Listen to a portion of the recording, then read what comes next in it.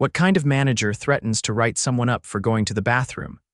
Wesley Nolan paused mid-bite, the warm sandwich in his hands suddenly tasting cold.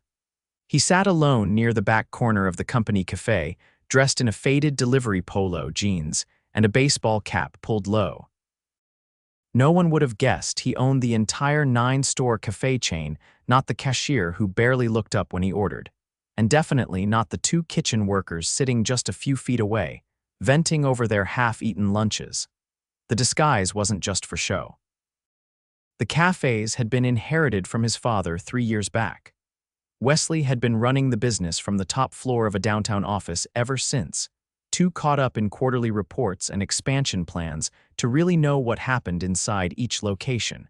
He'd never met most of the hourly staff. Most didn't even know who he was, just a name on their checks. But 2 weeks ago, he got an anonymous letter.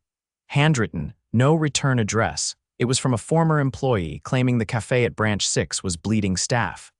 People quit every week. The manager runs the place like a prison, it read. Wesley had brushed it off at first, but then HR flagged a sudden drop in retention at that location. Then the store manager suddenly requested a budget increase to cover rising training costs. That's when Wesley decided to go see it himself, not as the boss, but as a new hire on delivery duty. After shadowing the back of house for 2 mornings and doing a couple short delivery runs, he decided to grab lunch in the cafe. Nobody questioned it. The cafe was in a busy suburb, and turnover was high.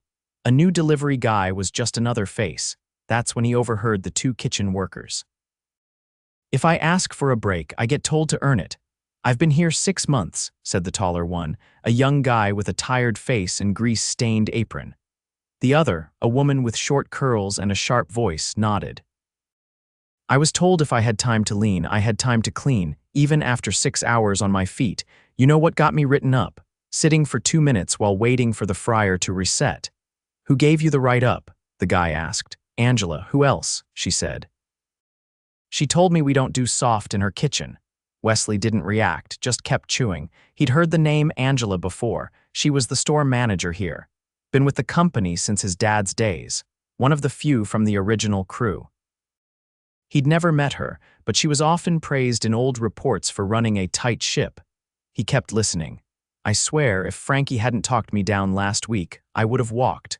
Frankie's the only reason I haven't left either." "That guy actually cares." Wesley's eyes shifted toward the prep station by the back wall. A tall man with dark skin and round glasses was carefully arranging sandwich ingredients, checking each ticket twice. Every so often, he'd glance up and give a quiet thumbs up to whoever passed him. Wesley spotted something else. To the way the cashier, a girl barely out of high school by the look of her, flinched every time the door to the back office clicked open. And the way Angela, a woman in her 40s with a clipboard and pressed uniform, barked at a barista for using the wrong tone with a customer, even though the barista had sounded perfectly polite. He finished his meal and tossed the trash. Then he walked up to the prep station. "Hey," he said. "You're Frankie, right?" The man looked up, surprised. "Yeah, that's me. I'm Wes. Just started delivery this week. I heard you're the guy to learn from," Frankie smiled. "I don't know about that, but I've been around a bit. You settling in okay?" Wesley nodded, trying to. "Lot to take in." Frankie leaned in slightly, lowering his voice. "If you're new, just stay out of Angela's way. She's got her own way of doing things." "I noticed," Wesley said. Frankie studied him. "You work at other locations before this?" Wesley shook his head. "Nope." First time. It was technically true. He'd never stepped foot inside one of his own cafes before this. "Well," Frankie said, "if you need help, come to me. I got you." Wesley smiled. "Thanks, I mean it." That night, Wesley sat in his hotel room, staring at the ceiling. He should have stepped in already, but part of him hesitated. What if he was overreacting? What if things weren't as bad as they looked? But then he remembered the cashier's nervous eyes, the 2 workers speaking in whispers, Frankie's quiet strength, and Angela's voice echoing in the back of his mind. We don't do soft. He'd seen enough. Tomorrow he'd come back. One more shift, then he'd call for a meeting, and this time he wouldn't be Wes, the delivery guy. He'd be Wesley Nolan, owner. The next morning, Wesley arrived before sunrise. The air outside was damp, and the windows of the café were still fogged from the pre-open prep. He slipped through the back entrance with the early delivery drop, carrying a few crates of bottled drinks. No one looked twice, he was the new guy again. Inside, the kitchen was already alive with clatter and low voices. Frankie was organizing the cold line, his hands moving with calm precision. A younger crew member was restocking sauces but kept checking over his shoulder like he wasn't sure he was doing it right. Leave the teriyaki bottles. Those go in the top rack, Frankie said gently, not looking up. Right, sorry, the kid muttered. You're good. Just give it a minute, you'll learn the rhythm. Wesley stepped in beside them. Morning, Frankie nodded. Glad you're early. We're running tight today. Short staff. 2 called out. One of them didn't even bother with a reason. Happens a lot lately. Wesley kept his tone casual. That normal? Frankie glanced toward the office door. Depends who you ask. Angela emerged 10 minutes later, clipboard in hand, lips pressed in a straight line. She didn't greet anyone, just walked the line, eyes scanning trays and timers. When she reached the kid at sauces, she stopped. Why aren't the inventory tags updated? I asked for that yesterday. The kid froze. I thought Jason was doing that. Jason's not here. You're here. Do it now or I'll log it as incomplete, and don't make excuses next time. Wesley watched the kid lower his eyes and nod. Angela moved past without another word. She always like that? He asked, keeping his voice low. Frankie didn't answer right away. She wants things perfect, but sometimes perfect doesn't leave room for people. Orders started coming in around 7. By 8, the café was in full swing. Wesley helped stock the front fridge. From his angle, he could see the register and the seating area clearly. A few regulars filtered in, mostly office workers grabbing breakfast before their commute. Angela hovered near the register, watching the cashier, a girl with a name tag that read Kelsey, ring up orders. Kelsey handed a customer their change, smiled, and turned to the next guest. Angela stepped closer. Eye contact, say their name if it's on the app. You're not a robot, Kelsey blinked. I thought I was doing that. Then do it better. Kelsey's hands started to shake slightly as she reached for the next order. Angela didn't move, just crossed her arms and kept watching. Wesley turned away, jaw tight. Later that morning, he got assigned to a run with Frankie, an order for a nearby dentist's office.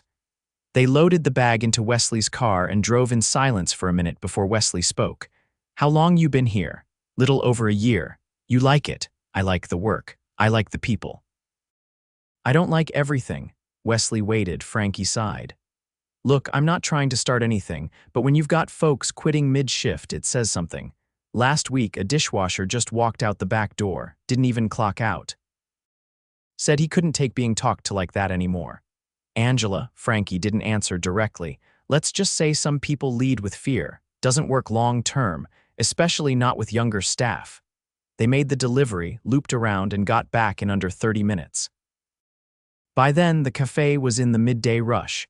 Kelsey was still at the register, hair pulled back tight, face pale. Angela was nowhere in sight. Frankie tapped Wesley's shoulder. You see that? What? Back booth, left corner. Wesley glanced over. A man sat alone, arms crossed, face red with frustration.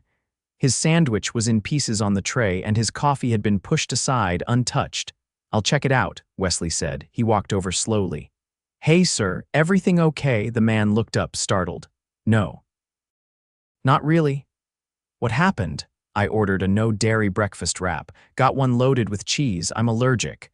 When I told the manager, she said I must have clicked the wrong option. I showed her the receipt. She said that's what the kitchen gave me.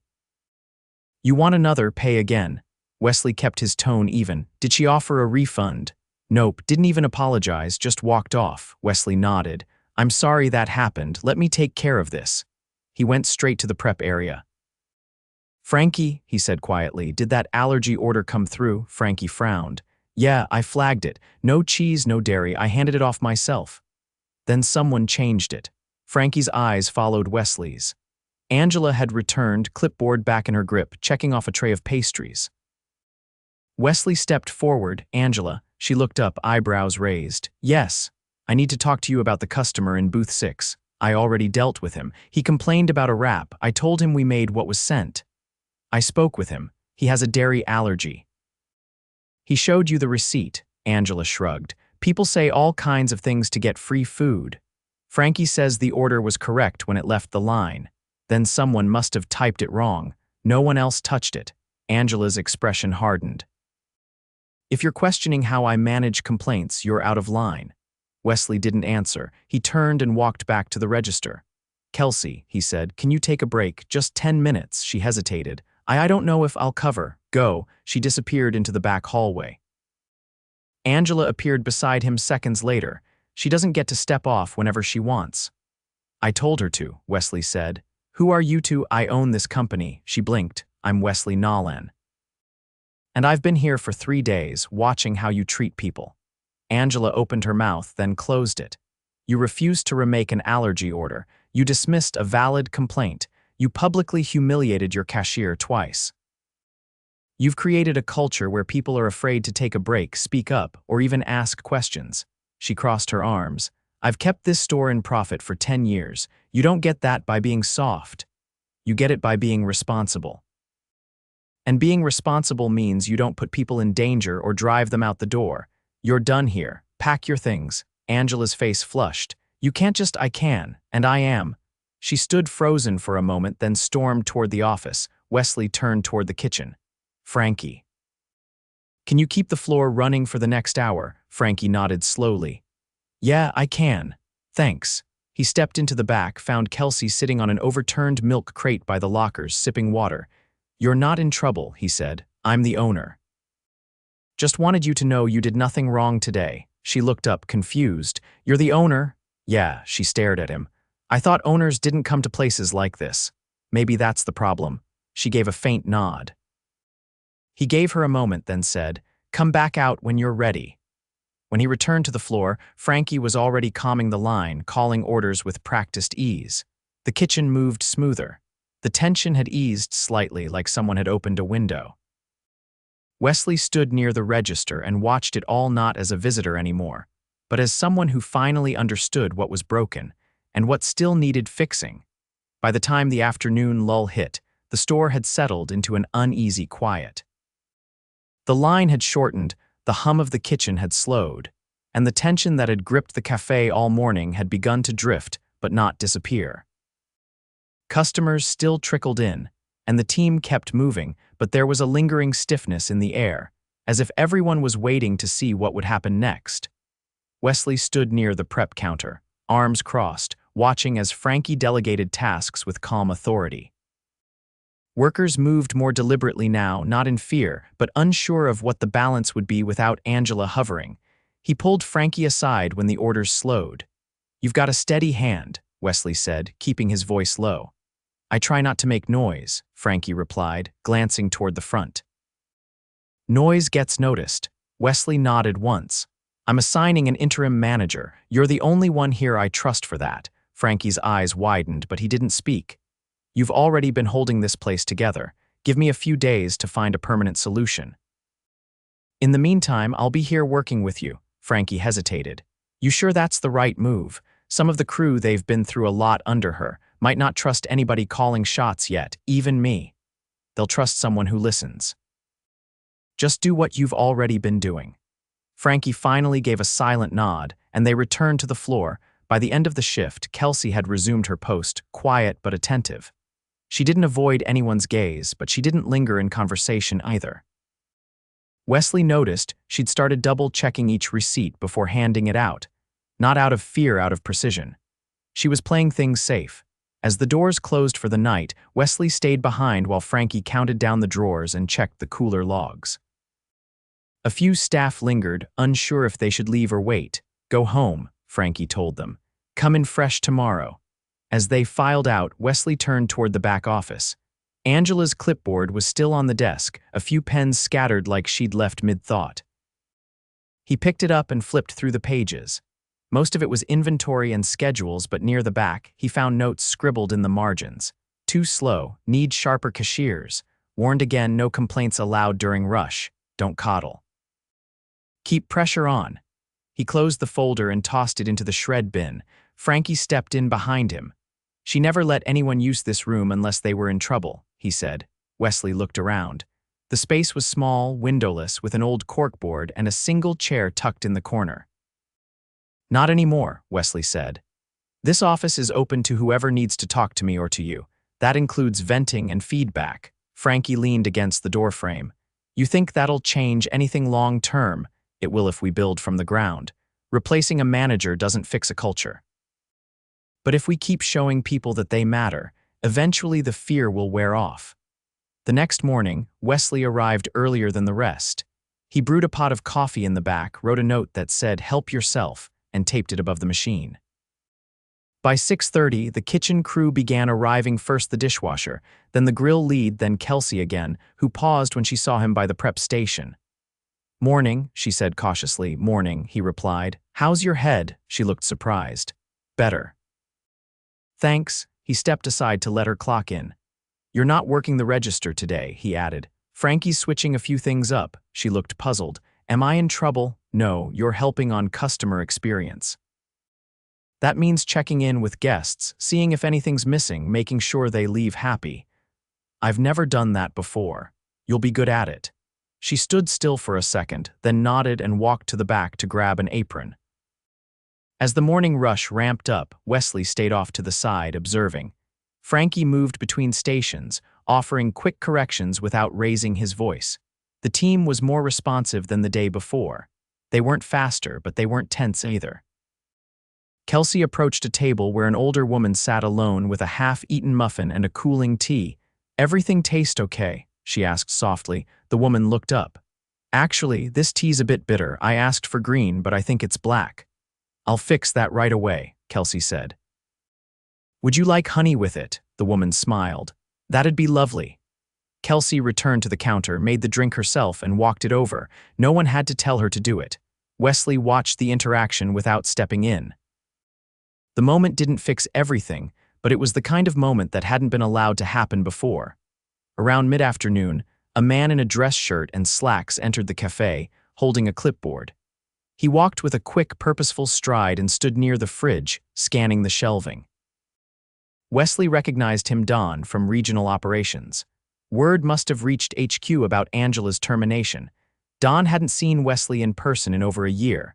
Wesley approached him before anyone else could. "Don, you hear about Branch 6? Don turned, surprised. "Wesley.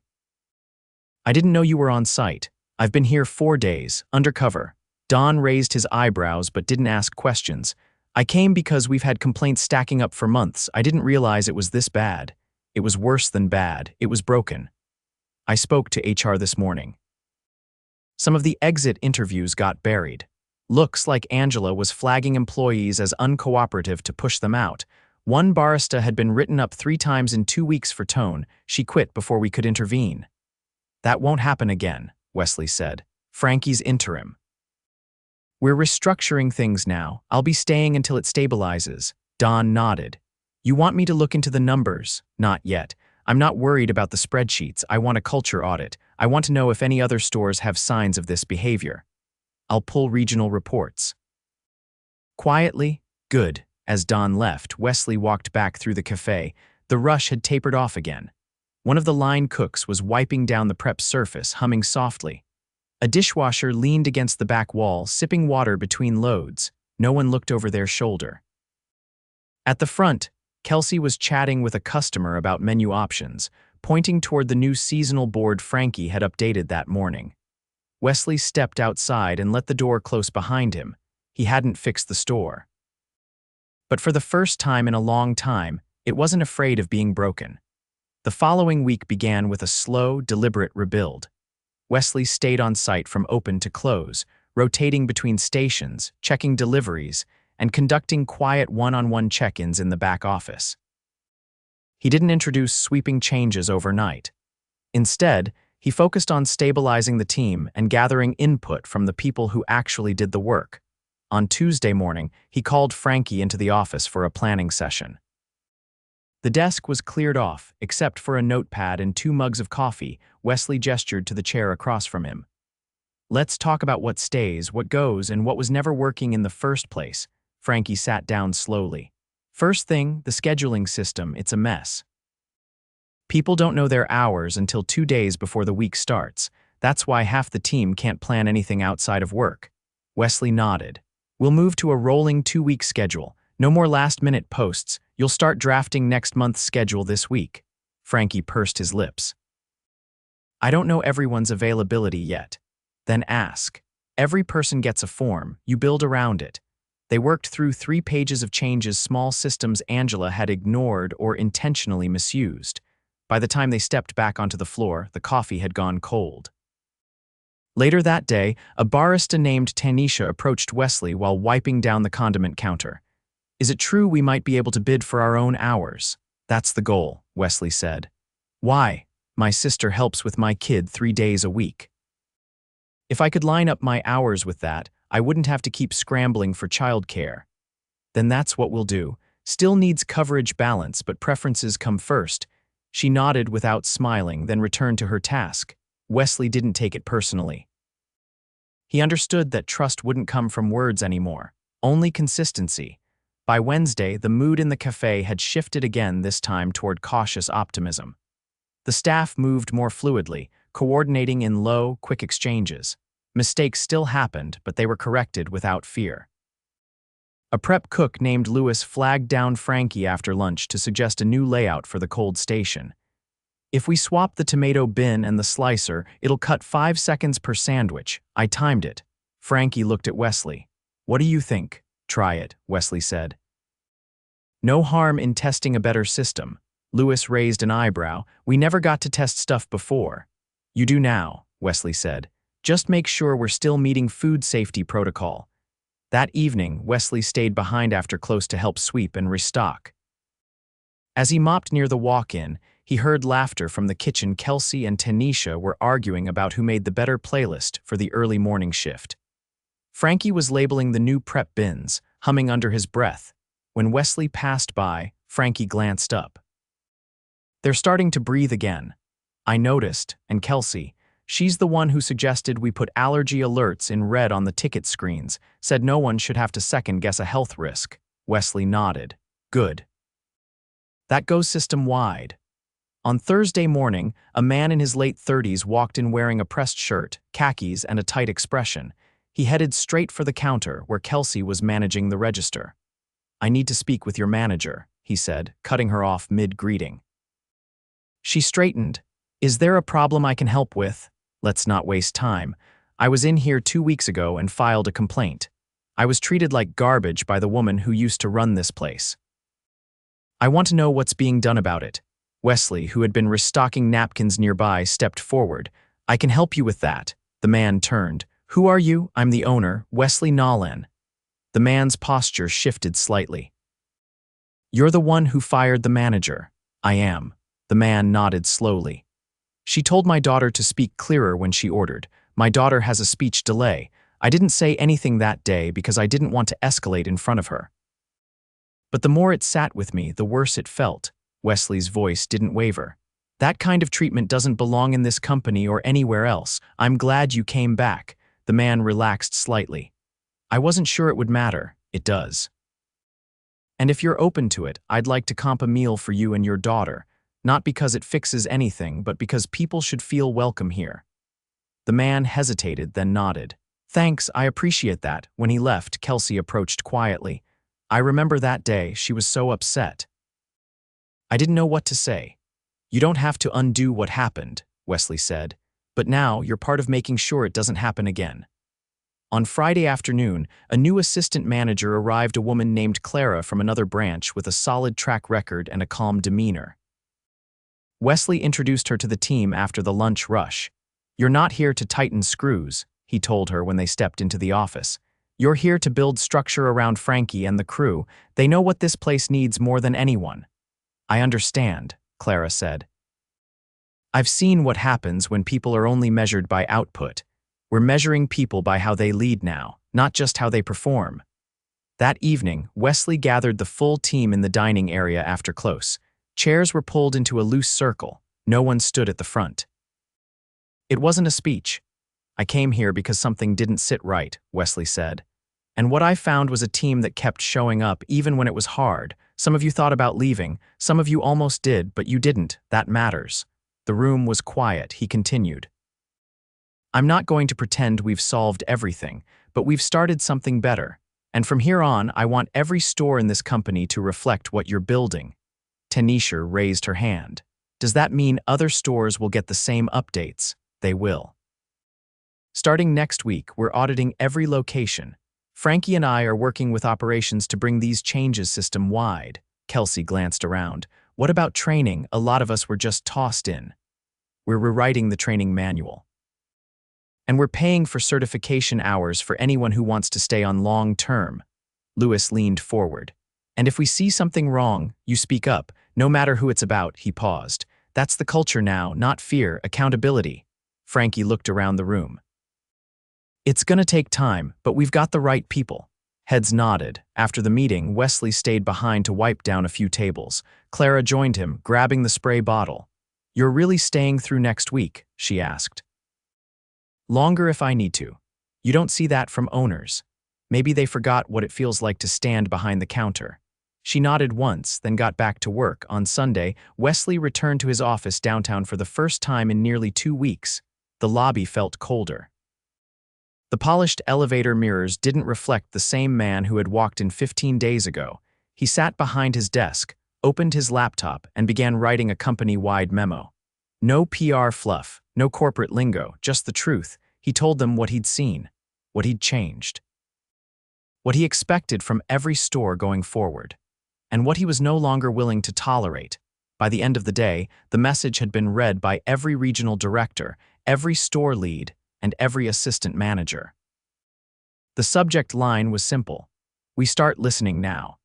And back at Branch 6, the team closed another day with clean stations, an empty complaint log, and for the first time in months a full shift without a single person asking when their next break would be. Because they already knew.